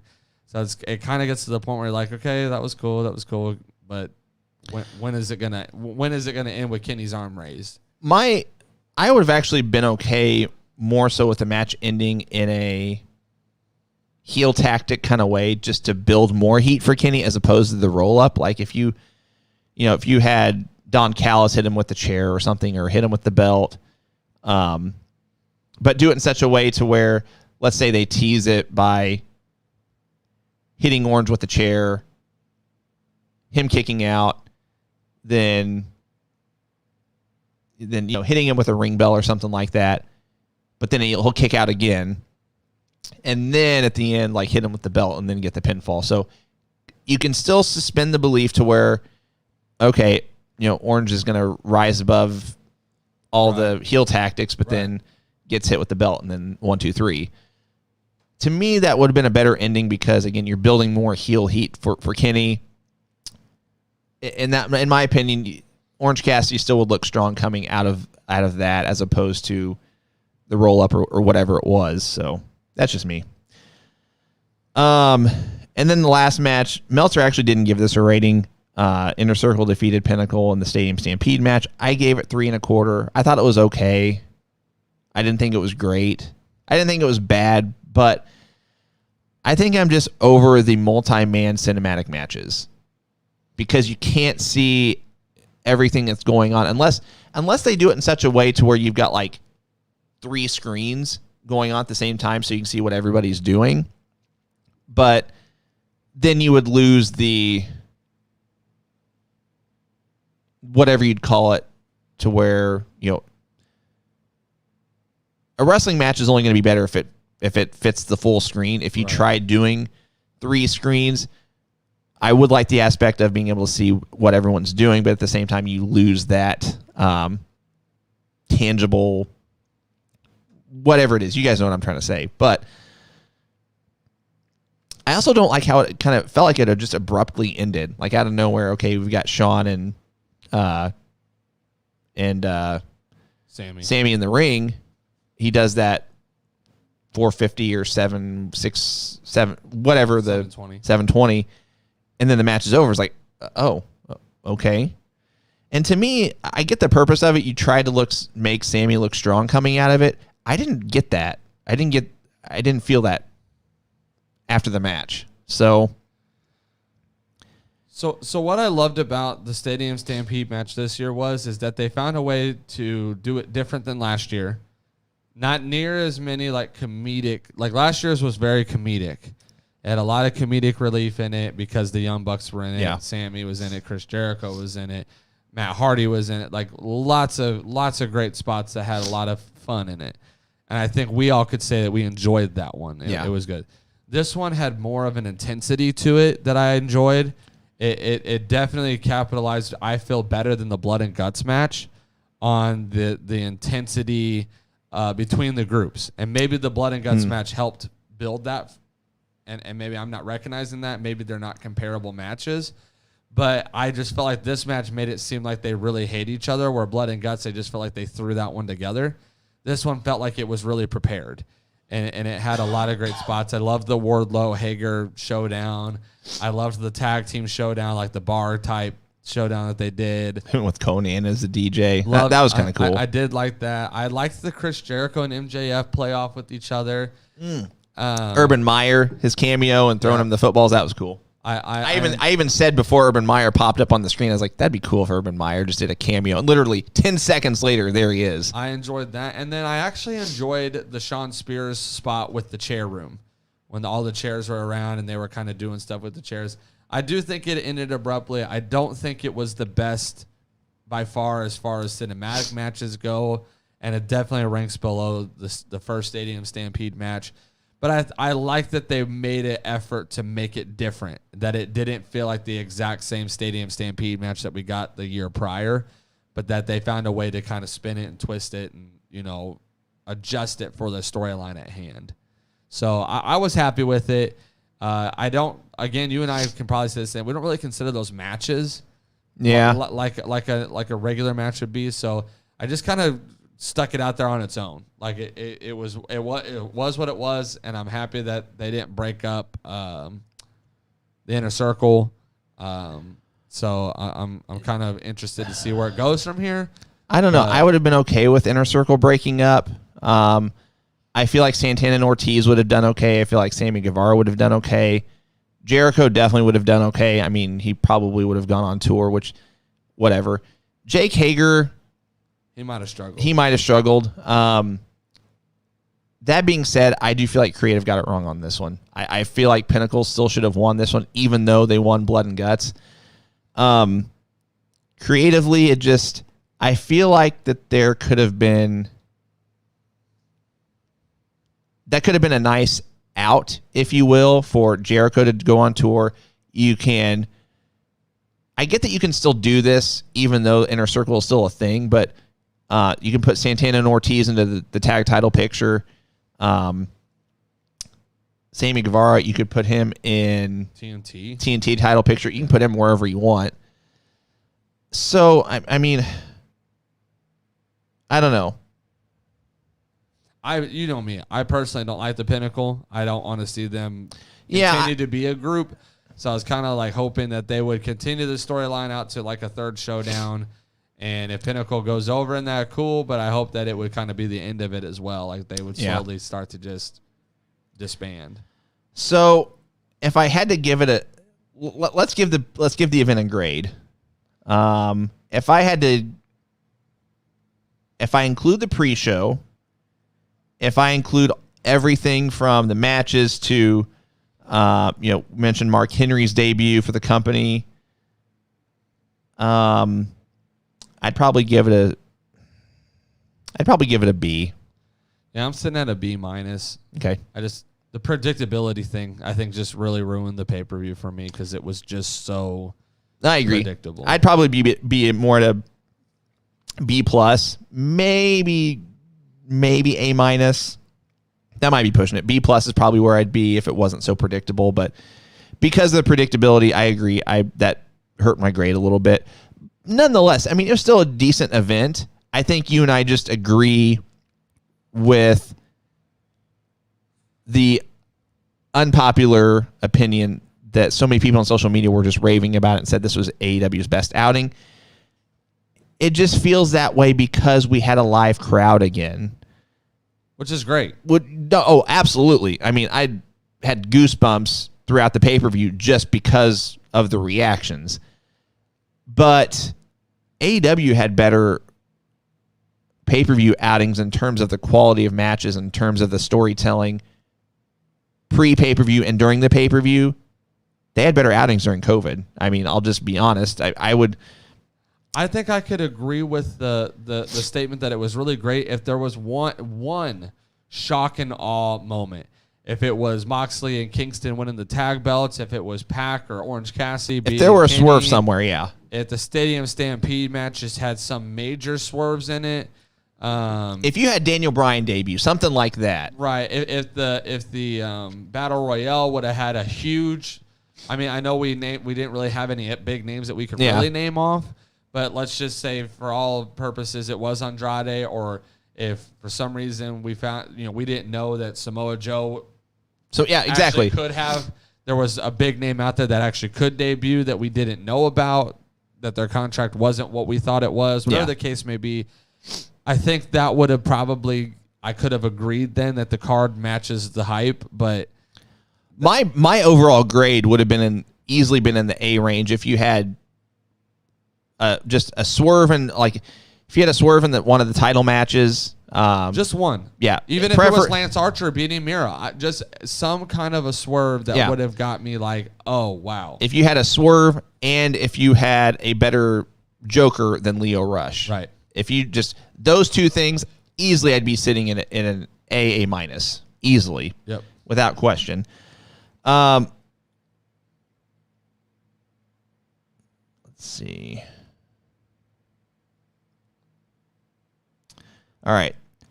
Let's jump to some actual fan mail. We've not been doing good with the Q&A today, and I apologize. We might actually let's do this. We'll just say we're going to do actual Q&A next week. I thought we'd be better with doing questions, and I have not been, so I apologize. But we are going to get to them right now. Just when they think they got the answers, I change the questions. So our first question, and a lot of these are quick answer. We won't spend a ton of time on them. David Tilley asks, will the young Bucks, ever give a tag title shot to Jurassic Express? I hope so. I think it's inevitable. I mean, the only thing I can see happening is them losing it to another tag team before Jurassic Express gets back in line to kind of be that tag team. But looking at the tag division as a whole right now in AEW, I actually wouldn't mind seeing Santana and Ortiz be the team to beat the Young Bucks. I wouldn't mind the Lucha Bros being the team to beat the Young Bucks. Jurassic Express probably falls in there. Best Friends, that there's a couple tag teams out there that I wouldn't mind seeing them be the ones to dethrone. But I don't know if Jurassic Express is the team to do it. David also asks, do you think AEW is over pushing their EVPs with Young Bucks being tag champions and Omega being world champion? Do you think they should be? Let's put it this way. I'm okay with them being champions. I'm not a fan of their shtick. I'm not a fan of their gimmick. I mean, so much so, to be honest, I used to watch Being the Elite, their YouTube channel, frequently. Ever since this gimmick change or whatever, I'm just really turned off by it. I haven't watched it for months now, and I don't know. It's not because it's not heel heat. I don't care for it. I'm bored by it. More so the Bucks than Kenny, but I don't know. I'm bored by it. So I'm in. How do I put this? I'm not against them holding belts. I'm not against them having big pushes. They are the EVPs for a reason. They are the when they weren't holding belts, we were like, hey, these guys really need to take the belts. They really need to take over their company and really run this thing because we watch AEW for them. And now they have the belts and we're like, oh, I'm kind of getting bored with this. It's because of how they book. And it's the Young Bucks title run has been very boring, very underwhelming in my opinion compared to what I thought it would have been when they won the belts.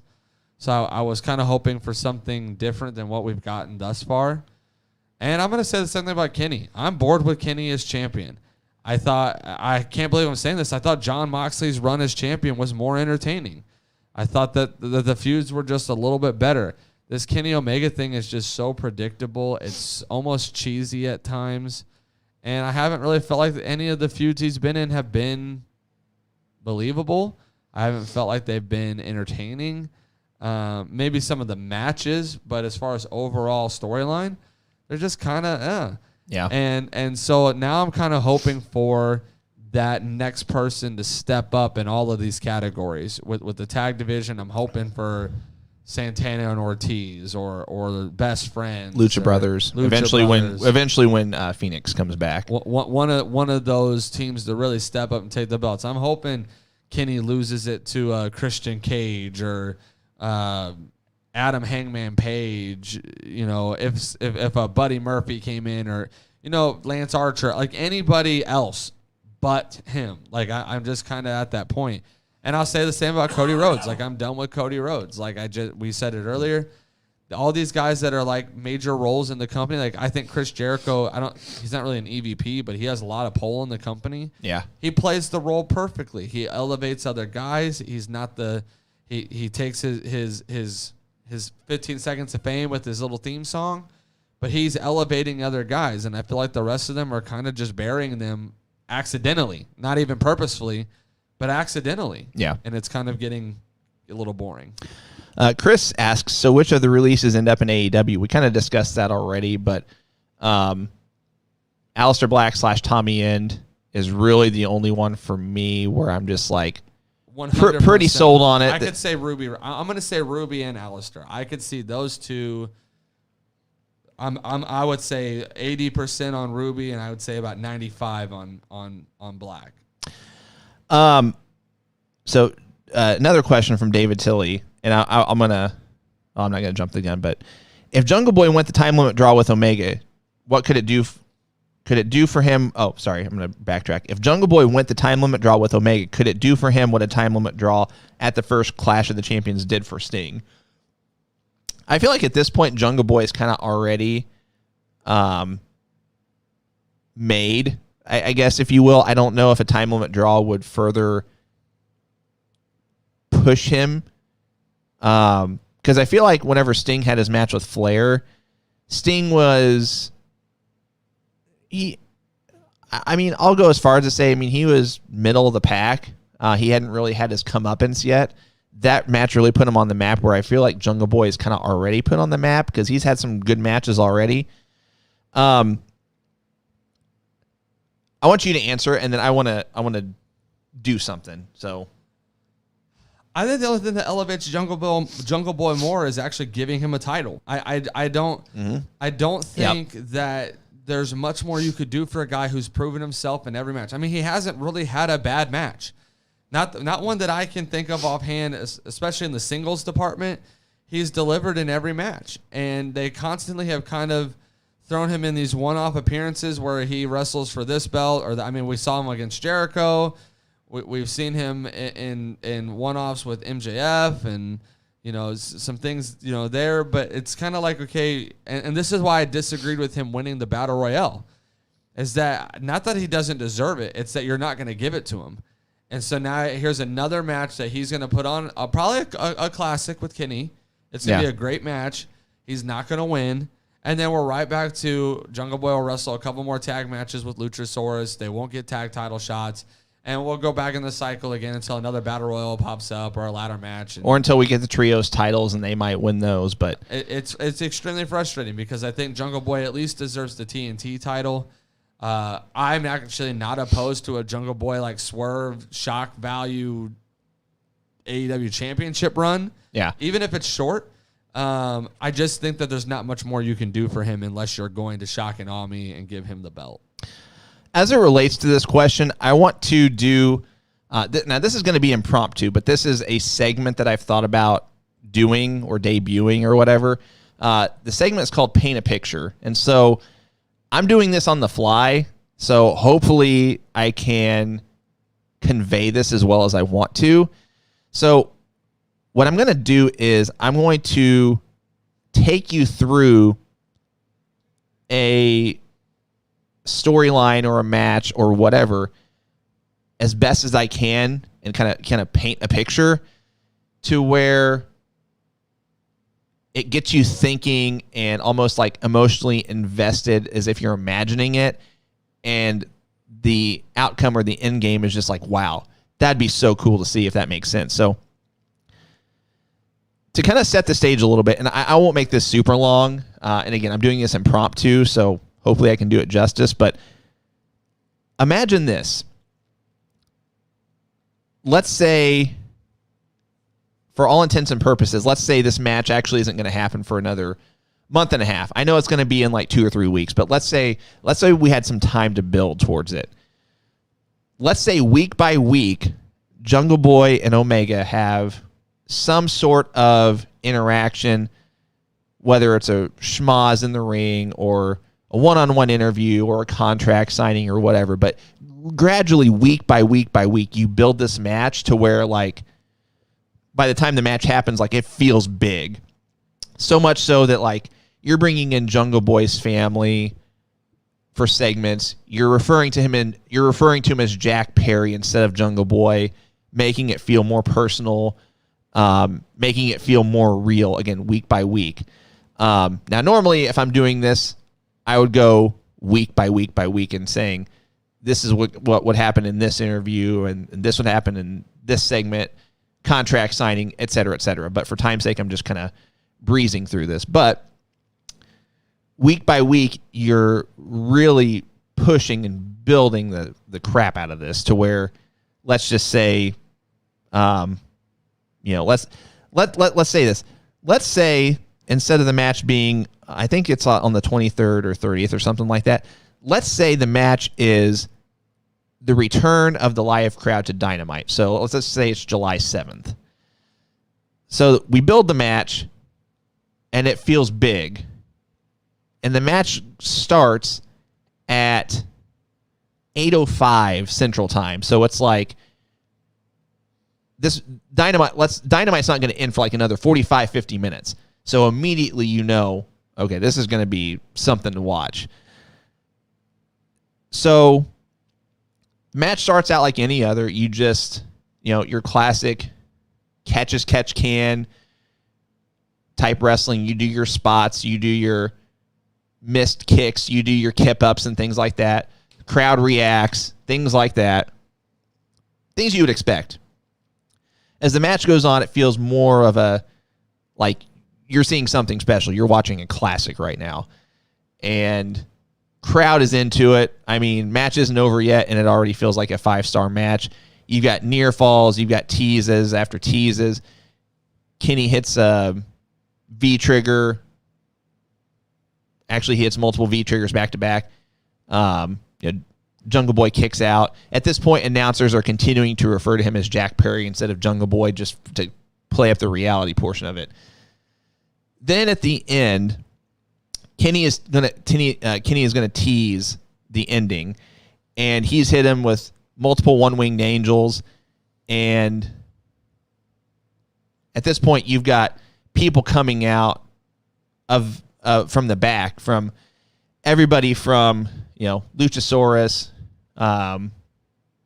Marco Stunt, but then you've got guys that are coming out from the face side of the locker room, if you will, and just trying to be like, this needs to stop. I mean, you're going to kill this kid. And at this point, the crowd is just like even concerned with his well-being, just kind of playing up the fact that, this is only a kid. He's probably, how old is he really? In real life, 20? 21. I don't know. He's young. But really just, playing it up so much so that you've got guys like Cody coming out and Chris Jericho, even Tony Khan comes out. Just trying to paint a picture here. And this kind of drags out for a while just to kind of give it some time. And then Kenny goes, minutes later, Kenny finally goes to make the pinfall on Jungle Boy, but then he kicks out. So it kind of plays into that, well, was he really the first person to kick out of it because it's been, a few minutes later? It wasn't right after. But he kicks out and the crowd erupts, just loses it. And at this point, it's just like, okay, we're back to square one now. Already we've seen a 5-star match, but we're back to square one now. At this point, Jungle Boy's career is made, and the match isn't even over yet. So let's say they go another couple minutes with Kenny, doing some moves, his Snapdragon suplex, does another V-trigger. Then let's say he teases a one-wing angel off the top, but then Jungle Boy goes backwards, kind of like the spot that they did at Revolution where they did the Hurricane Rana off the top, right, but Kenny lands on his head. And then Jungle Boy just comes at him with his arsenal of moves. And then to kind of wrap up the match, let's say Jungle Boy tries to execute a move. Kenny reverses it, but then Jungle Boy reverses it into his, what's his submission? It's like an STF, but what do they call it? A snare trap or something? I forgot what it's called. Something. But Kenny doesn't tap out, but it's just like, at this point, the crowd's going nuts. You really think that Kenny's going to tap out here. And then Kenny reverses it eventually into a pinfall to, like, in terms of like a 2 9/10. And then Jungle Boy reverses it again into a pinfall of his own. And then out of nowhere, he gets the 3 count and he's champion. At this point, crowd's flipping out, announcers are flipping out.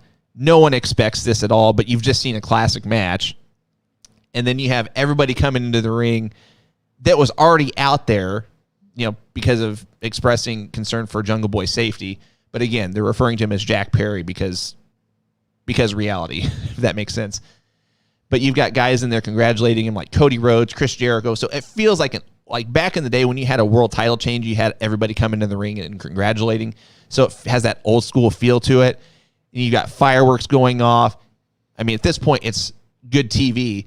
But then on the up on the Tron or the screen or whatever, they put a picture of his dad, Luke Perry, smiling at him, and then just right there you have your moment of TV.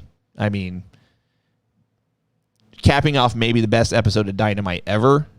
Like, because I would have put more on the card, and I would have built towards this. I would have put a triple threat match I would have put a 4-way tag team match for the titles on the card. I would put like Bucks against Lucha Bros and Santana and Ortiz and FTR. Like, I would have built the snot out of this card up to this.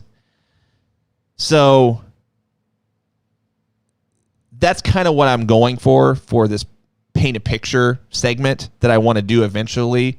I want to work on something to where you have a program and just kind of be able to like get you guys to close your eyes and just kind of imagine this as I'm talking about it. Kind of did this on the fly. Probably didn't have as much of a good a feel as I wanted to.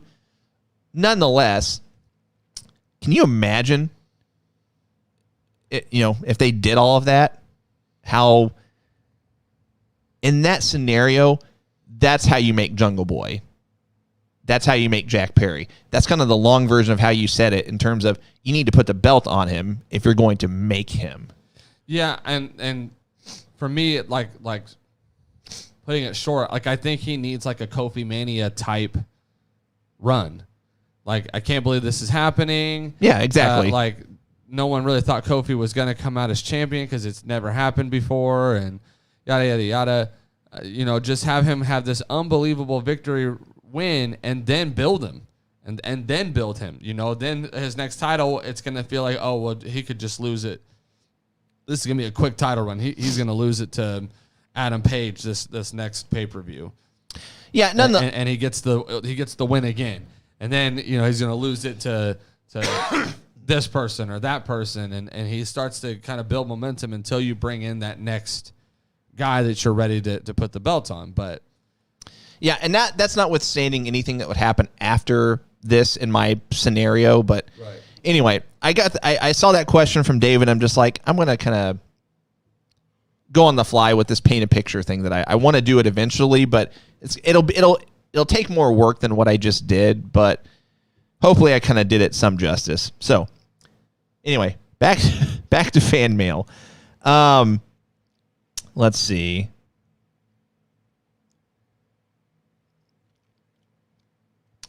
Got a lot of questions from David. AEW comes to you to book their first ever under 30 tournament featuring wrestlers under the age of 30. What are your brackets? Who wins the whole thing? What non-AEW indie wrestlers do you bring in, if any? I would need like we would need a week hours to like uninterrupted, because you got to look at ages, you got to look at how big of a tournament is it? How many slots do I have to fill? How long is the tournament running? When's the payoff? All those things play into that. Like, that's not a. I'll tell you this. I would say the finals would be at one of AEW's, like their big, not their big 4 pay-per-views, but like their 4 extra shows that they're doing on top of, whenever they move Dynamite to TBS and their new show Rampage is on TNT, they're also going to have 4 TV specials, I guess. So, but aside from that, I would need some time to think about it. But that would be the end game for me, is that the finals would be on one of those 4 TV specials. In your opinion, who is the best current full-time wrestler in the U.S.? Can anyone today compare to a Flair or a Shawn Michaels? He goes on to say, I want to say Chris Jericho. and then in parentheses, and I think Omega is way overrated. Best current full. Chris Jericho now? That's what he says, or he doesn't say now. I think maybe ever. So No, he says best current full-time wrestler. So current full-time wrestler. Maybe not their skill set now, but just overall body of work. But the fact that they're still a current active competitor. I don't know if I would call Chris Jericho full-time though. Well, okay. See what I'm saying? No, I see what you're saying. So, I'd say active competitor. I mean, I guess you could. If I'm looking at guys who are consistently wrestling, my only other question to his question would be: are you saying that they have the same impact and same draw as Flair and some of those guys?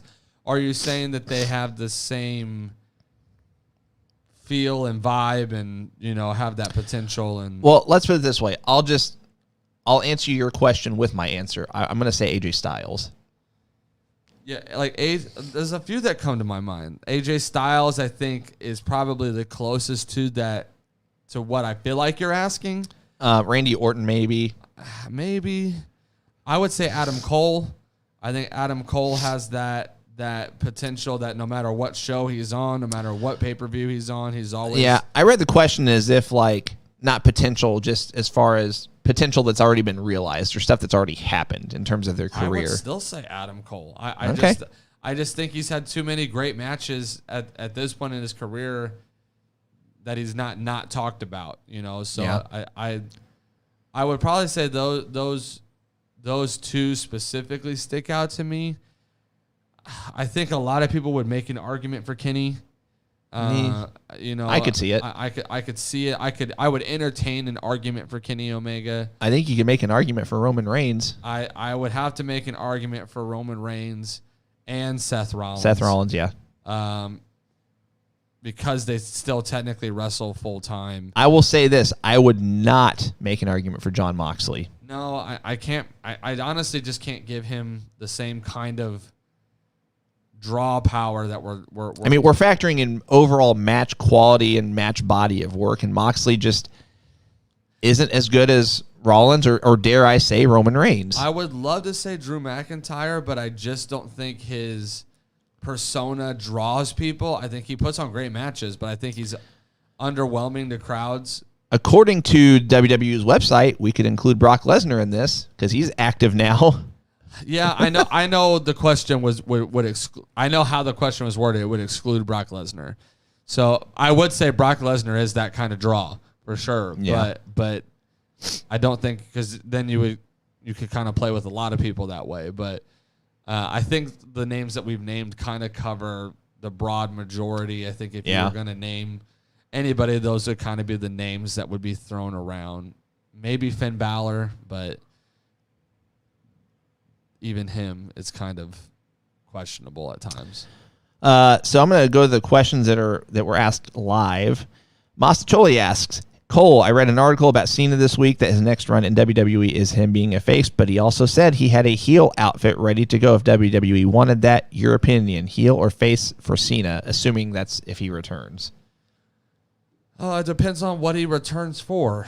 If he's doing the same returns that he's been doing and it's just to elevate other talent, I think you just keep him face because there's really no payoff at the end. It's just him coming in and being the normal John Cena we've always had and him elevating somebody else. If we're going to get John Cena for the record-breaking title run, I would love to see a heel John Cena for that. That would be cool. I got to admit. I think that if he's going to break the record, it is going to tick people off.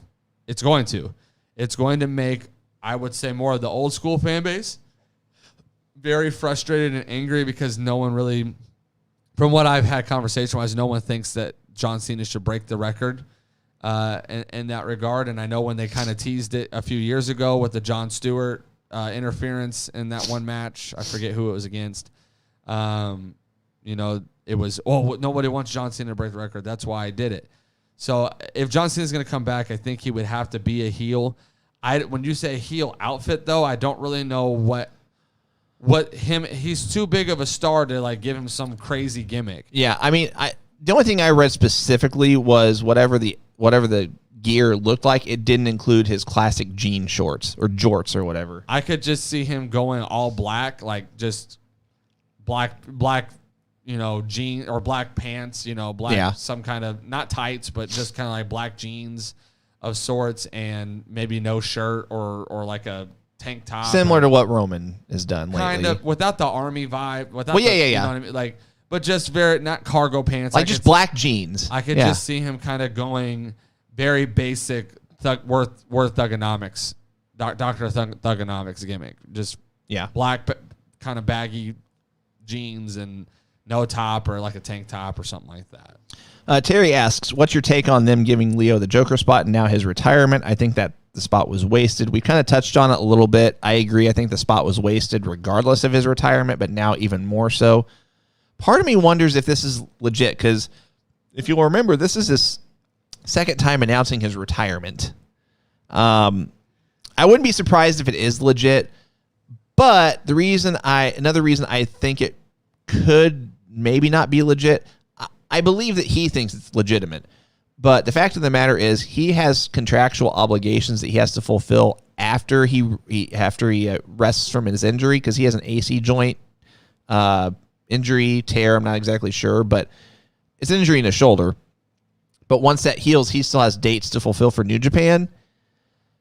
Part of me wonders if once he comes back to fulfill those obligations, if he gets the itch, gets the wrestling bug again and wants to stay.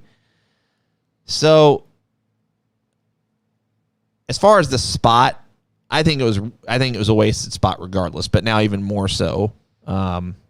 So my thoughts on, it's wasted now because he's saying he's going to retire. If he was actually going to wrestle, I can't say that I would think it's wasted, because I don't think they wanted the Joker spot to be a major debut. I think that they purposely wanted it to be something kind of shocking or just kind of a cool kind of moment, but they didn't want it to have, when they want it to be a draw, they make sure it's going to be a draw. Like they've always built up that mystery opponent when the time comes. This seemed subtle, so I felt like it was going to be someone subtle.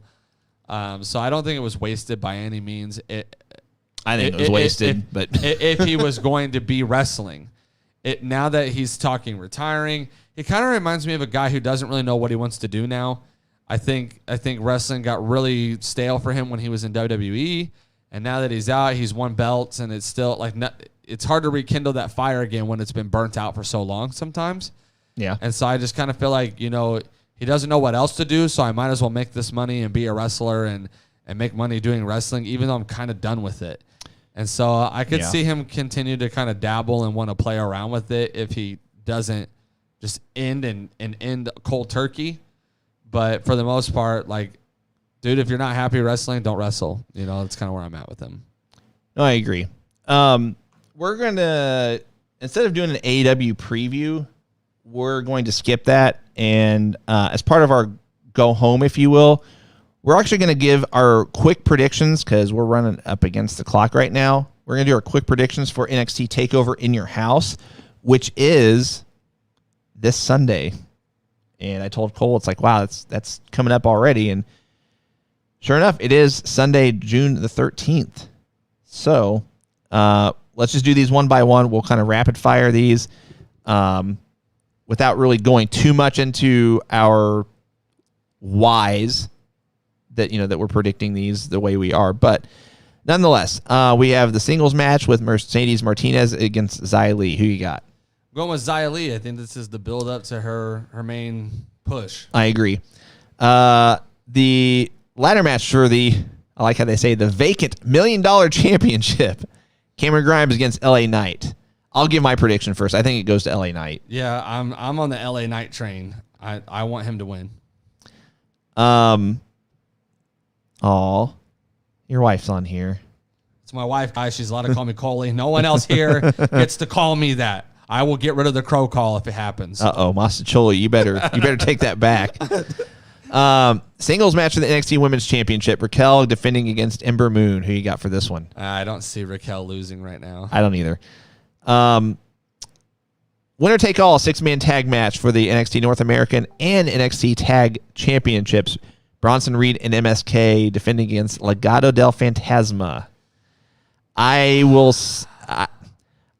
think they're going to play it safe here. I don't think they drop. I think so. Let me get this. I want to make sure I get this right.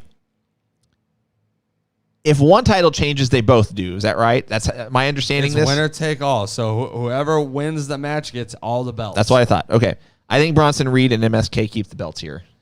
This one is probably the only match on the card where I feel like it's not as plain and simple.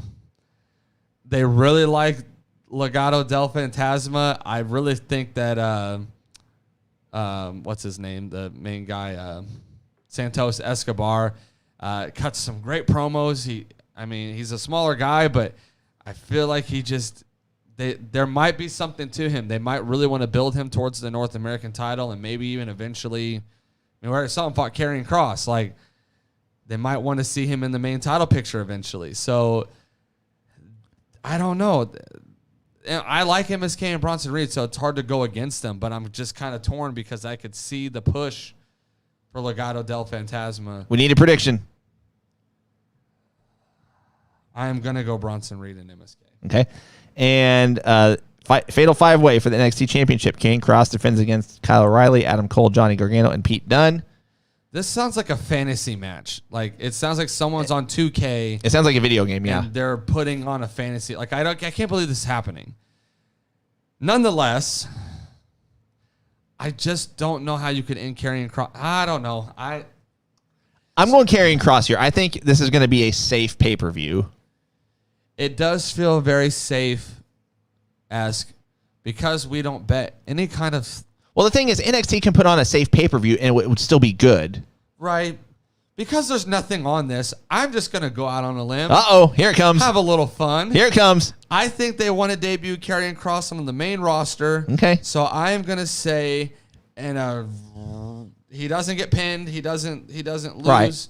Right. He stays safe. I'm going to say Kyle O'Reilly. Okay.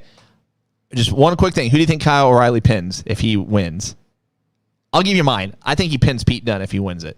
I'm going to say Johnny Gargano. Okay. Sounds good. All right, guys. We're up against the clock right now. It is 10:58, so we're going to have to wrap this up.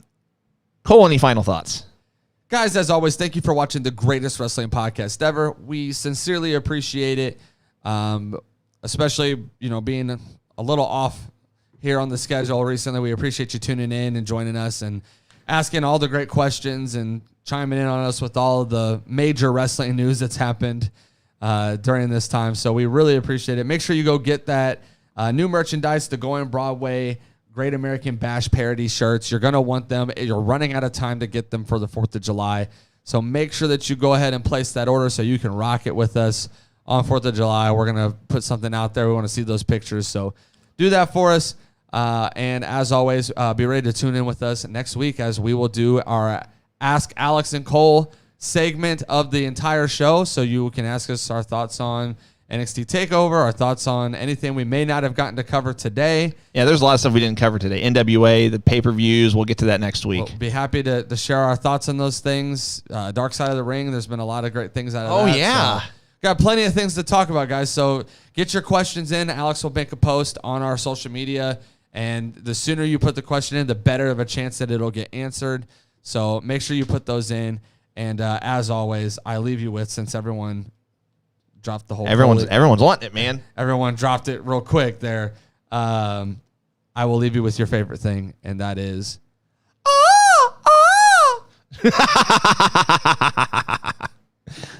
Guys, thanks for tuning in. We do have some cool... news to share with you, but we're going to save it for next week.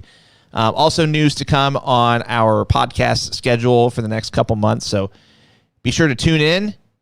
We'll see you next week. And so, goodbye. And good night. Bang!